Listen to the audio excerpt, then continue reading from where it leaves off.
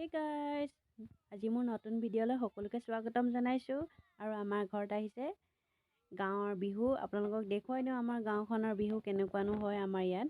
তো আপোনালোকে এনজয় কৰক, সকলোৱে চাই থাকক। ভাল লাগিলে ব্লগটো লাইক কৰি দিব।